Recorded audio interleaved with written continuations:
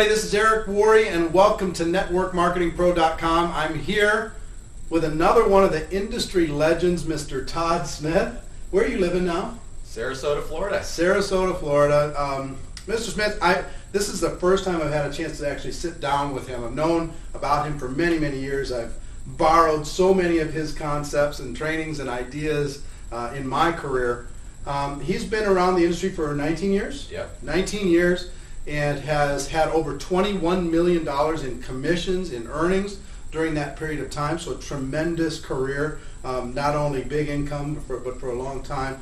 Created over $1 billion in sales in the organizations that he's built around the world. So first of all, thank you for spending the time. Yeah, happy to, Eric. It's great to be here. I appreciate it very much. Here's what I would like to start off by asking you. Everybody that's watching this program wants to become a network marketing professional. They want to learn how to make the income that you learned, or that you've earned.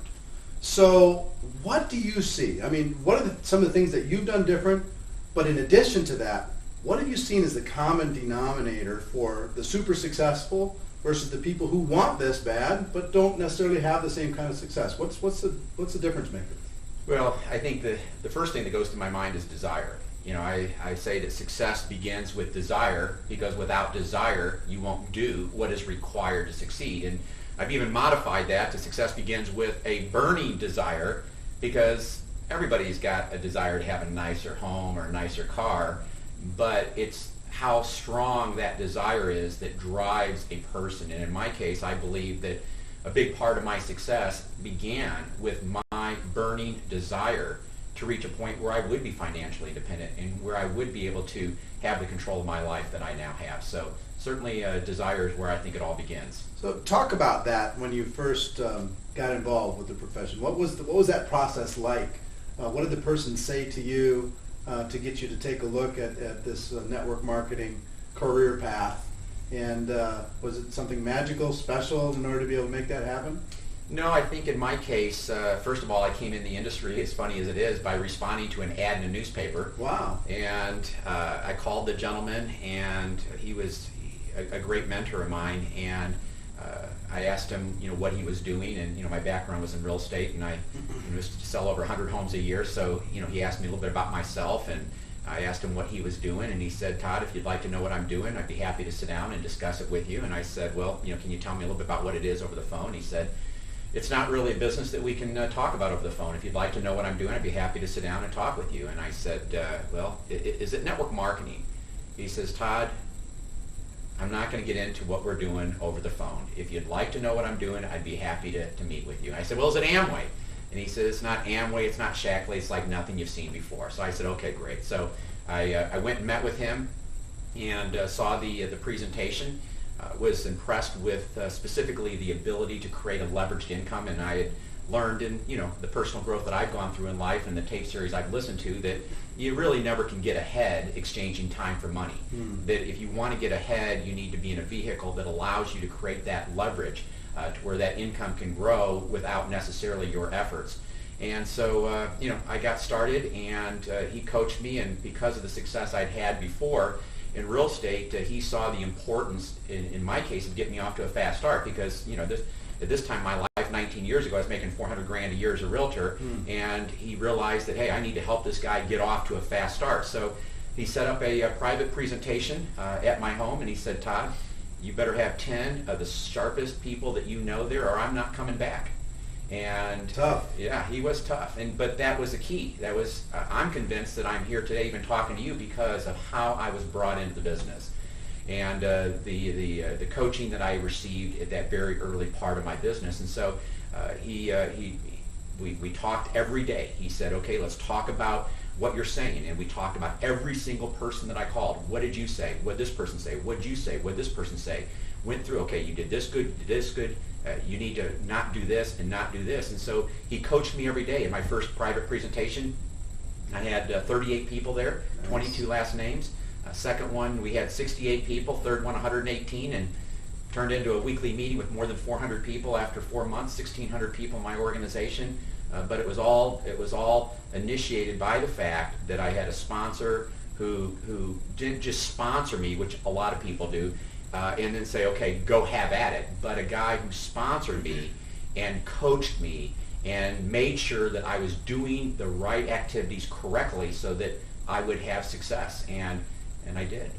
Here's what I'm hearing everybody that's watching this program is saying right now. Ha! That's the reason why I'm not as successful as I want to be, because I didn't have a sponsor like he had. He had a sponsor that rolled up his sleeves and did all this stuff. I didn't have it. So I'm hearing, I promise you, most people watching this program have that huge limiting belief that that's the answer. So what would you say to those people that maybe don't have that person like you had? Be the kind of sponsor that you wish you had. You can't change anything that's happened. You can't roll back the clock. All you can do is be the kind of sponsor that you wish you would have had. Okay. All right. What do you see as the next big kind of game changer in our profession? What's the next step? We do $120 billion a year in sales. We operate in 100 countries around the world. 67 million people are involved in our profession.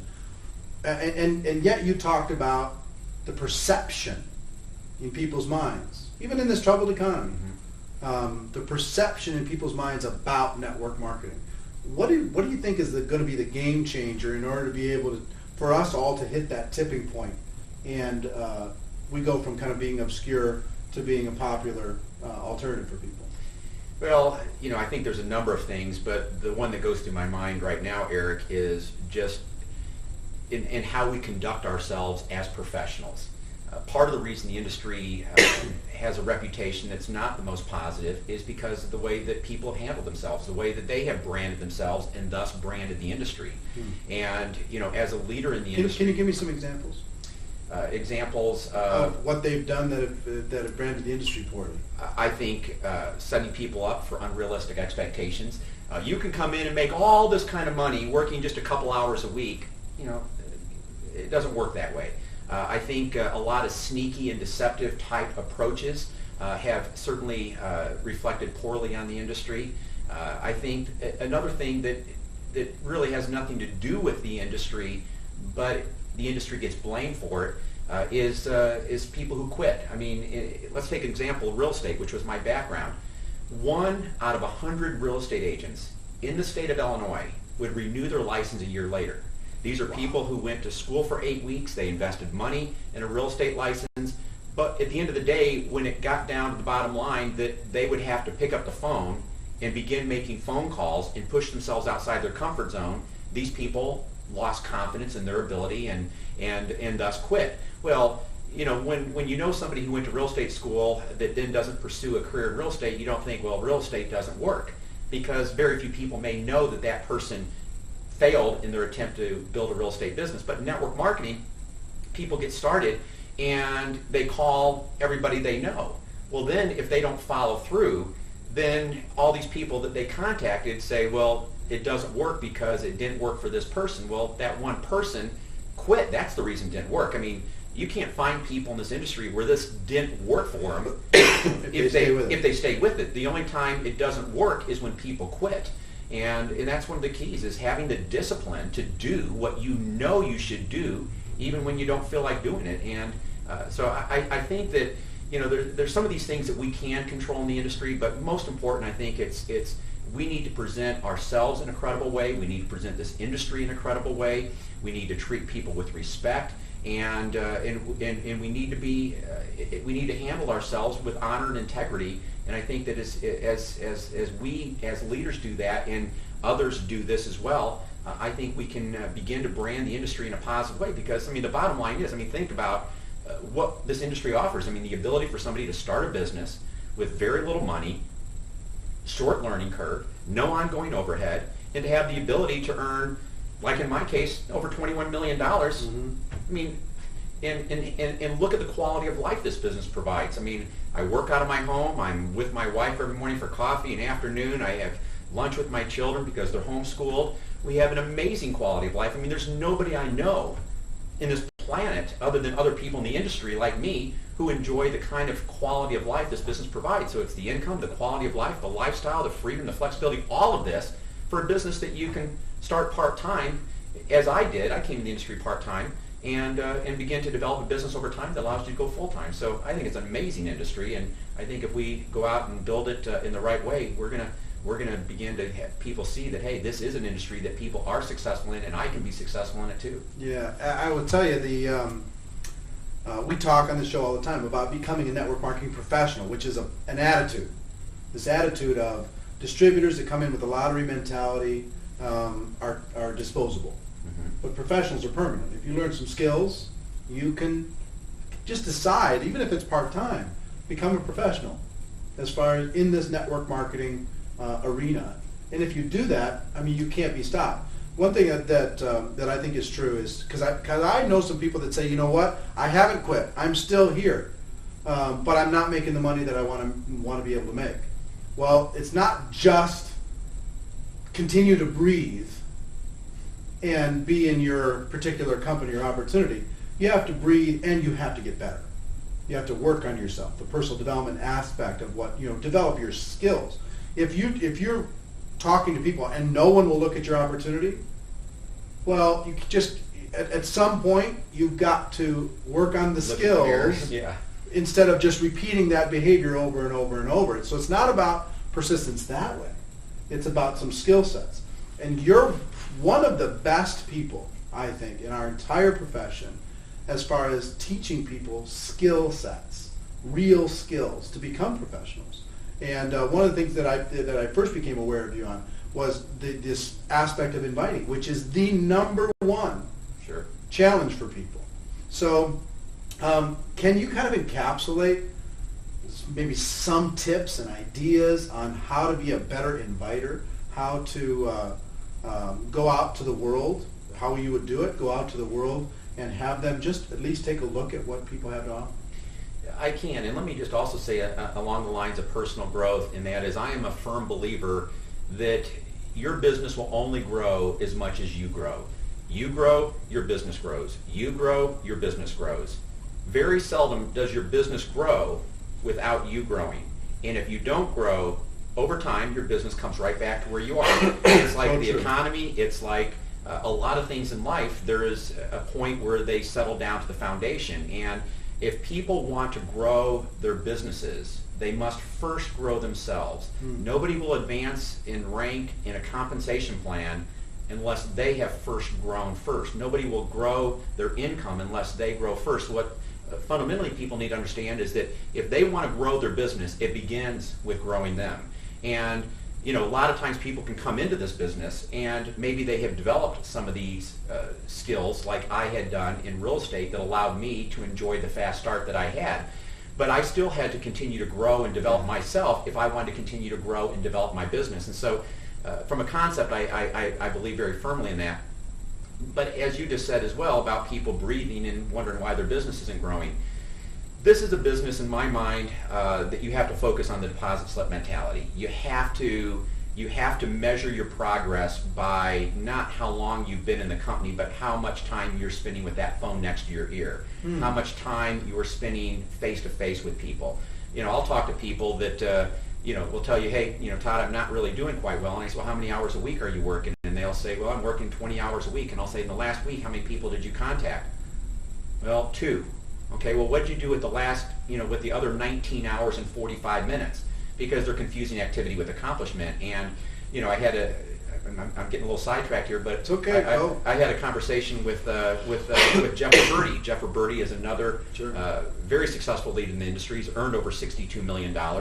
And I asked him how he got started. And, he's 18 years old. He was a waiter in a restaurant. He said, Todd, I made 700 to 1,000 phone calls a week. 700 to 1,000 phone calls a week. And he did that, consistently as he got his business started. And, no wonder that he's had the success he has. I mean, how many people make 700 to 1,000 phone calls a week? How many make 7 to 10 phone calls a week? And so to go to your question on inviting, first of all, a person has to be willing to pick up the phone and make the phone calls. You can learn how to invite until you're blue in the face, but if you're not going to be disciplined to push yourself to make those phone calls when you don't feel like making them, because most of us don't ever feel like making them, but if you're not willing to push yourself, then you're not going to be successful. And obviously Jeff, on one extreme, was willing to do that on a level that is unheard of, but again, $62 million is also unheard of. But in inviting, what I believe is a key in inviting people to look at the business is to think about the person that you're calling before you call them, and to ask yourself, why would this person have an interest in our company and in this kind of an opportunity? And to think maybe at the same time, how could I compliment this person? Why would I want to be in business with this person? And then what I teach is you give the person a call and you exchange pleasantries and have small talk based upon what's appropriate. And especially right now in the market, first question I ask people is, how's the economy affecting you? Or have you found a way to escape it? And I have yet to find one person other than some of us in the industry, because our business is growing. I know your business is growing. I mean, a lot of people thought their businesses were recession-proof, but now they're learning that they're not. And so almost everybody says, well, yeah, we're cutting back here. It's tough. And how perfect is that? I just say, let me ask you a question. If there was a way that you could diversify your income without it affecting what you're currently doing, would you be open to learning more about it? And would you be open? Yeah, would you be open? That's the great word. Would you be open to learning more about it? And if I think it's a small nuance, but it's an important one. Mm-hmm. Just a would you be open thing, right? Versus would you be interested, right? And I use that word also. Would you be interested implies much more of an investment. Would you be open is just a state of mind, right? Yeah. So I'm sure you get much better results with that. And also in following up after using tools. Based upon what you heard, based upon what you saw, would you be open to learning more? Not would you be interested in learning more? And so a lot more people are open to learning more than may have an interest in learning more. You ask people, are you open to learning more? Okay, I'd be open to learning more. Well, are you interested in learning more? Maybe not. So on the invitation, asking people, based upon, what's going on in your current work environment, if there was a business that made sense where you could diversify your income, and not have it affect what you're doing, would you be open to taking a look at it? And it's hard to find somebody who says no. And then from there, based upon whatever tool you're going to use or whatever way that you're going to introduce the business, you proceed forward with that. But yeah. So is that you're basically just doing that with everybody? Everybody. And that is your one of the in this economy, it's the best way to open a conversation. You have the small talk and say, hey man, off the record, how's the economy affecting you? Or have you guys off the record. Yeah, have you guys found a way to escape it? No, we haven't found a way to escape it. I mean, things are pretty tough right now. We just laid off a bunch of people. Everybody here is pretty nervous, and what a perfect setup. So say it again. So when they say everybody's a little nervous, say the invite one more time. Yeah, they give me some reason that gives me an opportunity to open the door, and I just say something different every time, right? Yeah. But I just say, let me ask you a question. If there was a business that made sense, that you could start part-time and not have it interfere with what you're doing, would you be open to taking a look at it? And I say, yeah, I guess I'd be open. Yeah. And, one of the things and then you go to some form of third-party tool? Well, yes, and so let's assume we'll take one tool that pretty much everybody has in the industry is a CD. And, say, if that person says they'd be open to learn more. I'd say, and whatever your company has, CD, DVD, magazine, website, live event, doesn't matter, the invitation will work for that. Yeah. And so if I'm using a CD as an example, I'd say, you know what, I'm going to, if I'm with them, I'm going to say, listen to this. I think you're going to really be impressed with what you hear. And then I'd like to sit down and kick around some ideas with you on what we can do to work together to really grow and develop this market. If the person's on the phone, I might say, I'm going to drop a CD in the mail. And it outlines what we're doing. And I think as you listen to this message, you're going to really see a truly unique business that offers really some great potential, especially in this market, because the business I'm working with, we're growing. There's not a lot of people growing in this economy, and we are. And I think when you listen to it, you're going to certainly see why. If I get this to you today and you have it tomorrow, how soon? Here's the question: how soon can you listen to it? Because their mind immediately begins saying, "Well, how soon?" Well, if I get it tomorrow, I'm driving in the car. I'll probably listen to it tomorrow night. So the word "how soon" is a key word. How soon can you listen to it? And they say, "Well, I can listen to it tomorrow night." Say, "Great. What would be a convenient time that I can follow up with you tomorrow night?" Because I believe in talking to people as soon as they have reviewed the tool. Because as I always say, that for every time the clock goes tick, tick, tick, their interest level declines after they have reviewed the tool because they forget what they reviewed. And so I believe in trying to follow up with these people as soon as possible, but also getting a firm commitment, which I have found to be very important before I ever give anybody any tool. It's a firm commitment of a time to follow up. And my career, I've scheduled thousands of firm appointments, and I've never had one person who's been offended by it. It's how you do business. It conveys you're professional, exactly, and that you value your time. And so, sometimes I'll have people say, well, I can listen to it tomorrow night. Well, can I follow up with you tomorrow night? Well, maybe tomorrow night's not good. How about the next day? Well, great. Would morning or afternoon be better? Well, afternoon's good. Would 2 o'clock be good or 4 o'clock better? And kind of the old alternative choice. Well, 4 o'clock's good. Great. I'll give you a call at 4. I'm writing it right now in my appointment book. I'm going to give you a call tomorrow afternoon at 4 o'clock. And so I find that getting a commitment is very important. Otherwise, you just waste your time, and then you follow up with people, and they haven't listened to the CD, which is also another reason you set a firm time, because it serves as a deadline, a goal when they need to have reviewed the CD or whatever the tool is. And also by scheduling that appointment, you're being productive with your time. You're able to follow up with them. If you don't schedule an appointment, you end up calling them and invariably get their voicemail, and you leave a message, and then they oftentimes don't call you back. You got to call them again, and you feel like you're chasing them, and they feel like they're being chased. And that's part of the problem with the industry, is that some of the way that people approach others and their aggressiveness undermines their credibility. But if they handle themselves as professionals, set firm appointments, get together with these people on the phone, schedule in-person meetings, which I know you agree with is the critical factor in this business. Talk about that for a moment, the fact of face-to-face. Because a lot of people, there's so many tools today. Social media, Facebook, Twitter, MySpace, LinkedIn, everybody's all emailing each other and sending different messages around to each other, and a lot of people, there's great tools used the right way. Right. Great tools to build up your list, great tools to get other people to talk to over time, done properly, not done rudely, done properly. But you mentioned it a few times, and I'm glad you have, face-to-face, face-to-face, face-to-face. I'm a big believer in sit-downs. I'm a big believer in face-to-face. So, share what you mean by that. Well, certainly over my career of 19 years, I've used every tool there is in the market. And at the end of the day, it all boils down to, certainly you can use different tools to create interest in your business, but at the end of the day, you've got to get together with people. That's where the relationships are built. Just like this, I can sit here with you and read your body language. You're not multitasking while I'm on the phone with you. You're not, oftentimes you follow up, you're trying to talk to people over the phone, they're looking at their email screen, they're watching TV, the kids are running through the house. When you get together face-to-face with people, you're able to build a relationship with them. You have their undivided attention, just as we have each other's attention here. And generally when you schedule face-to-face appointments, you have more time. Because if you follow up with people and you're trying to do everything over the phone, most of the time people don't block out an hour to have a phone conversation with you. But when they're scheduling a time to meet with you, most people will block out an hour for that.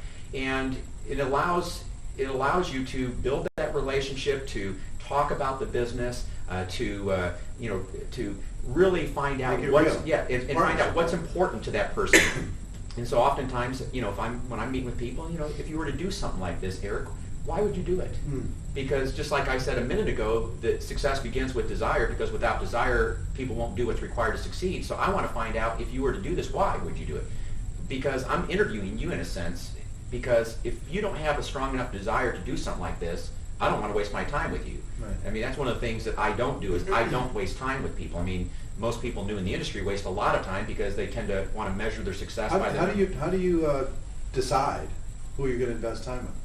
I decide who I'm going to invest time with based upon, do they do what they say they're going to do?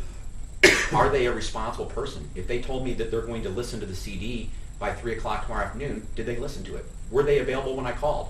Versus not being available, not answering the phone, not calling me back. Do you give them another chance, or you give them a few chances, or is it one time? I'll give them a couple chances.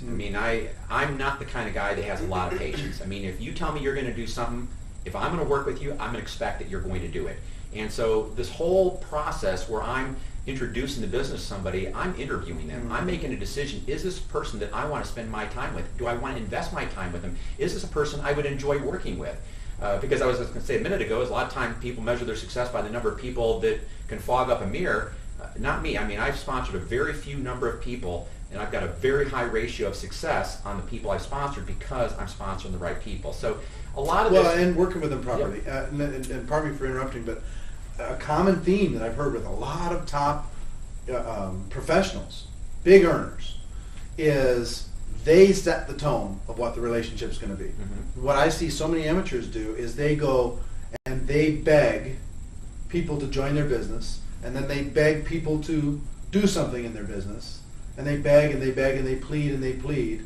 And the leaders, the big earners, they go, no. I've got the gift. My time's valuable. Even the first day that they joined, mm-hmm. they decided that that posture was going to be important, and they set the parameters of what the relationship was going to be with the people in their organization if they were going to spend some time. That's a huge differentiator, I think. I agree. I mean, one of the things that I teach my people is that you need to write on a piece of paper the largest check you can see your name on. And then you need to act as if you're making that kind of money. Because if you don't act as if you're already making that kind of money, you will never make that kind of money. People say, well, just like this, well, it's easy for these leaders to have posture because look how successful they are. No, they well, first. What comes first? The success or the posture? The posture comes first. And so I think it's very important for people to understand that and to come across in a confident way, because let's face it, I mean, if I'm talking to you as a prospect, one of the things you're evaluating more than the business is me, mm-hmm. whether or not I can help you. And if I'm confident in what I'm doing, if I'm confident, even if I'm faking it, because I was taught to fake it until you make it, right? Even if I'm faking it, but I'm speaking with confidence and authority, you're going to be more attracted to the business than if it appears that I want you. If you sense that I'm interviewing you to determine if I want to work with you, you're going to be more drawn for me to select you. But if it appears that, maybe you're like, okay, this guy's like everybody else in network marketing, he's trying to get me into this thing for his own benefit, then you're going to be turned off and not joining. So, I mean, a lot of times people think that the business is the most important thing. I don't agree with that. I think that the prospects are evaluating us more than they're evaluating the business. Can this person help me? Do I have confidence in this person? Do I want to work with this person? Could I see this person meeting with my brightest and best prospects? Which is why I always believe in dressing professional, branding myself in a very positive way, so that people can say, hey, he's a kind of guy that I could see myself having him meet with my people. Well, and I'll say one other thing, because what goes through my head when I hear that is, well, there's so many people that don't necessarily have that today. They don't feel like they have the success or whatever. And we were there when we first started in the business, our first minute mm-hmm. in this profession. But what you can do is you can make up in passion and hustle what you might lack in ability today. Mm-hmm. I mean, if I'm sitting down with you and I'm brand new to the profession, but I'm so passionate, and I'm saying, we're going to hustle together. We're going to learn it together. And if there's a problem, we're going to solve it together. Yeah. And I'm going to hustle and I'm going to run with you. I don't necessarily need to have all the answers. No. Before you're going to have belief in that. Right.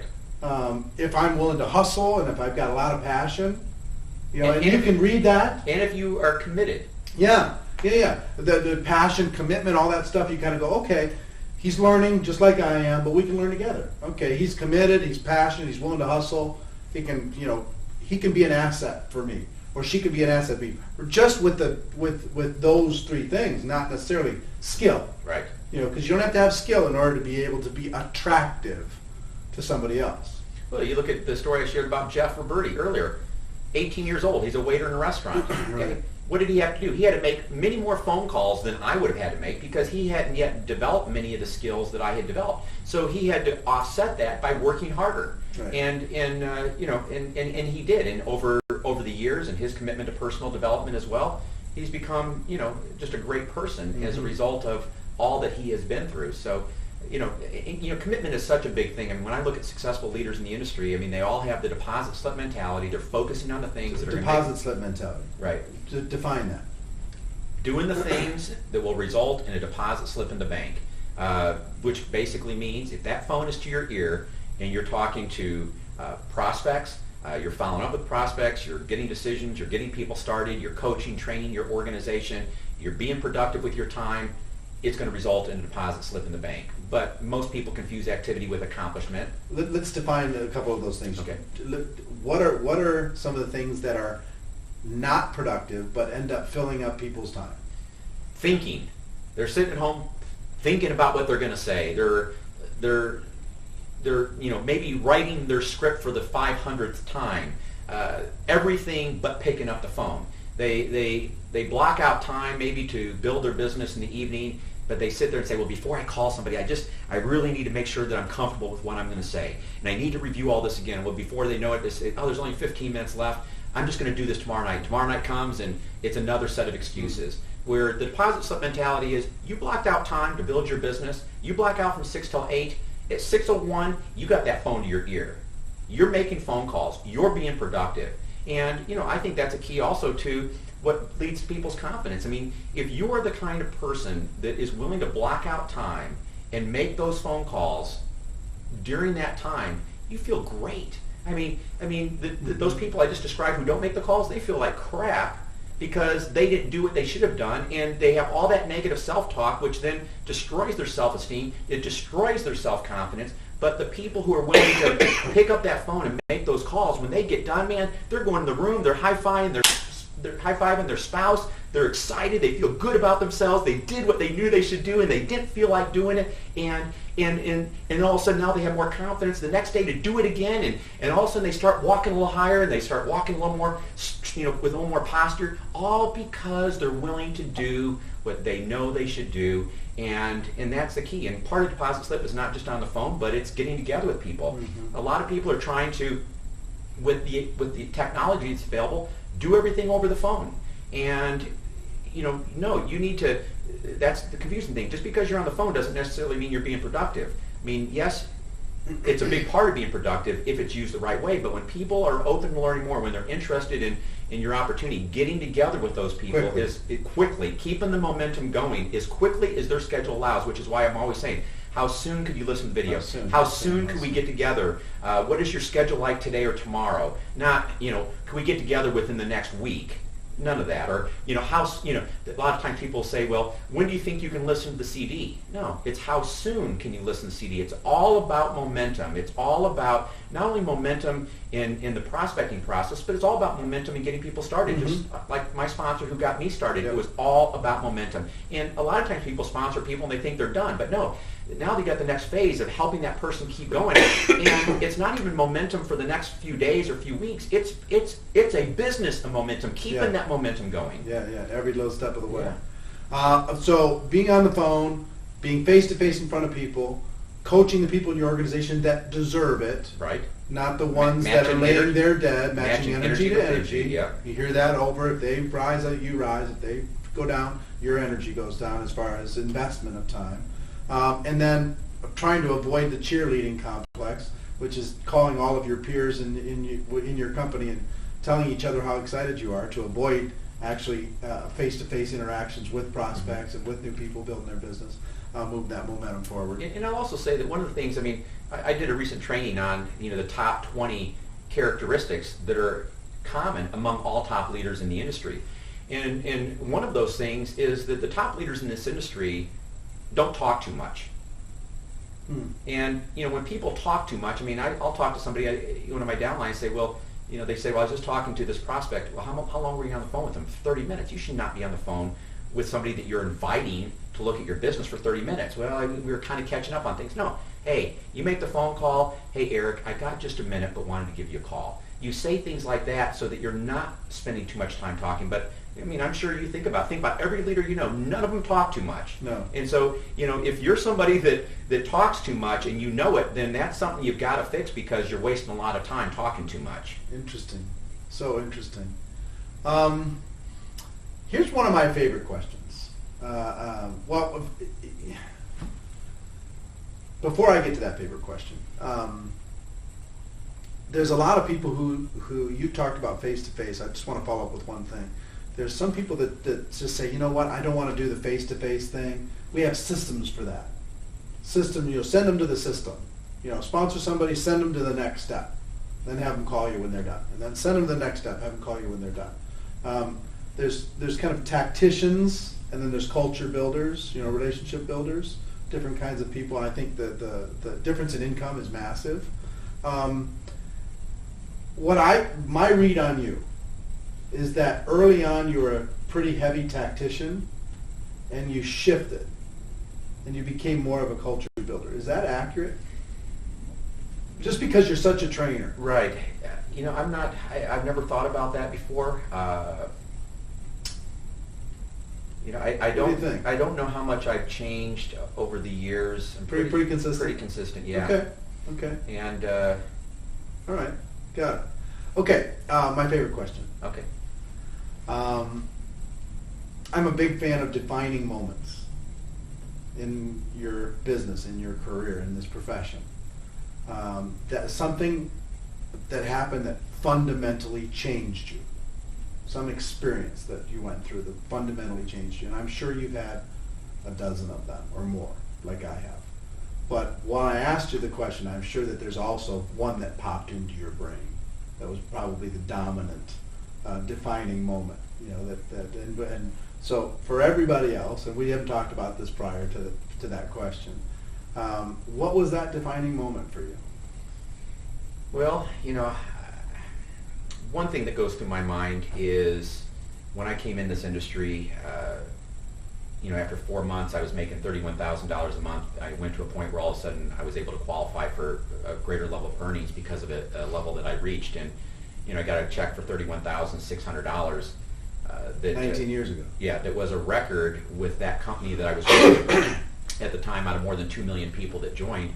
And that was a pretty strong defining moment, and that is that this is for real. I mean, I even remember depositing it and thinking, is it going to clear the bank? I mean, it was that kind of a check. And, obviously since then I've had checks over 200,000. So, Right. but that was a moment for me that really just showed that if you follow the systems, if you build your business right, you can really achieve great success. And let me just also say that on that thing about the tactician a moment ago, that question you asked, you won't find anybody who is highly successful in this industry who has the mentality that you just said about, we've got systems, I don't need to get together face-to-face with people. Somebody who says they don't need to get together face-to-face with people is clearly somebody who does not understand one of the most basic fundamentals of how to build this business. If you're not getting together face-to-face with people, your conversion rates are low and your attrition is high. And there's just nobody you can see in the industry who had that mentality. This is an industry. This is a business of relationships. It's the glue that holds it together. It allows you to have high conversion rates. It allows you to have a high success rate of retention within your organization. And so people who have that mentality that they're just going to plug people into systems, they're going to send out videos, they're going to do everything they need to do but get together with people, those are people who clearly are not coachable, or they're being poorly coached, because that's not how you build a successful business. Okay, so hiding out is not going to get you where you want to Yeah, go. building an internet business. I'm going to sit at home on my butt, make phone calls, send out videos, send out CDs, send out magazines, whatever it is, and build a business. It doesn't work that way. Okay. The information today, we could go for days. Yeah, it would be fun. And it would be fun. And sometime, it'd be fun to get a bunch of these, 10, 20, $30 million people all in the same room and have a real kind of brainstorming session. We may do that at some point. But there's going to be tens of thousands of people that watch this interview. So I don't know what thing you're kind of known for, what you're most passionate about, but if you have a message for those people, there's people who are watching this that are just looking at our profession that have not got involved, and people who've gotten involved and haven't had the success that they want and want the success, and every level of success beyond that. What message would you have for them? Go ahead and give it to them. Well, first of all, this industry is not on trial. So the industry is not on trial. And, depending upon what company they're looking at, obviously your company's not on trial, my company's not on trial. At the end of the day, who's on trial is the individual. And another thing that's common among all successful people is their commitment. You're not successful in this business unless you have made a commitment that's obvious to everybody around you. Because when people say, well, I'm going to try this, I hope I can be successful, they're not going to be successful because they've already made up their mind, I'm going to see how it goes. So, my advice to people is that you can be successful. I mean, if you just apply yourself, if you're coachable, big word, coachable. I mean, one of the things I've learned is if you want to be successful, learn from those who have been successful. Just like people are watching this video, they're learning what they need to do to be successful. And, so be coachable. Follow your company's systems. Use your company's tools. And don't quit. I mean, winners never quit and quitters never win. And that's a big part of this, is just make the commitment. Understand that, there's no road to success that's free of obstacles. If you read Success Magazine, almost every story in there of somebody's success is filled with the challenges they've had. And, oftentimes people will have a failure, or they call somebody who tells them they're not interested, and, they're heartbroken. I mean, not everybody likes chocolate chip cookies, not everybody likes vanilla ice cream, not everybody likes coffee, not everybody's going to like a product that we sell, not everybody's going to be interested in our business, and it's a numbers game. And I think that's one of the advantages I had coming from real estate, is I know that everything in life is a numbers game. And so for people that want to be successful, I think it's so important they come into the business and they're committed, they're coachable, they understand it's a numbers game, and that they understand that if they grow, their business will grow.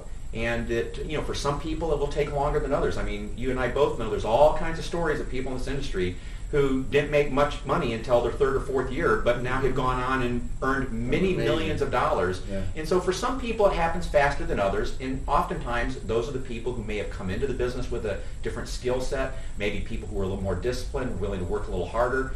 But at the end of the day, if people don't quit and they just continue to grow and develop themselves and continue to strive for excellence, and that's, if I was to say my key to success has been that I have strived for excellence at the little things that matter. The little things you say on that invitation call, the little things you say on the follow-up call, the little things that you do in getting your people started. It's all about every time you get off the phone saying, what did I do right? What did I do wrong? How can I be better on the next call?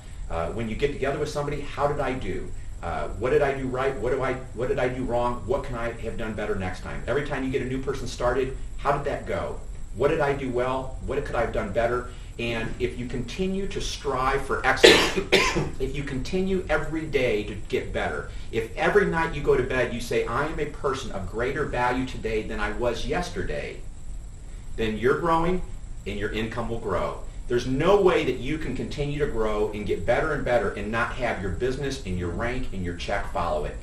It just a fundamental law of life. You're going to grow and bring more value to the market. Your income and rank are going to grow. And so that's the most important thing for people to do at the end of the day. If they want to measure their success, it's not by the size of their check. It's who they are, who they have become, and have they grown that day. And if they've grown that day, then they will, over time, continue to grow and develop a very successful business. So, well, Todd, I'm so grateful, and I know everybody here is too, is grateful that you're spending a little time giving back to the entire profession, spreading this around the world. This will be seen all over the world.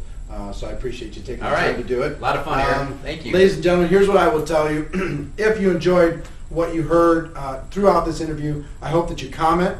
And I hope you forgive the coughing. I've got a little bit of an allergy thing going on. But I hope that you comment. What did you like? What did you not like? Be part of the discussion with us inside of this whole Network Marketing Pro community. If you haven't gone to Facebook, there's a Network Marketing Pro fan page that has lots of articles and information that's all free for you, and all part of a greater discussion, and that we continue after these shows end. Third, if you're on Twitter, find me, twitter.com/Eric Worre. And again, we're building a great community over there. So let me close by saying this as always. My hope for you is that you decide to become a network marketing professional. Mr. Smith here is the quintessential network marketing professional. I hope you decide to go pro. If you do, you can be the change with us that our great profession is looking for. So ladies and gentlemen, thank you very much, and we'll see you next time. Bye-bye.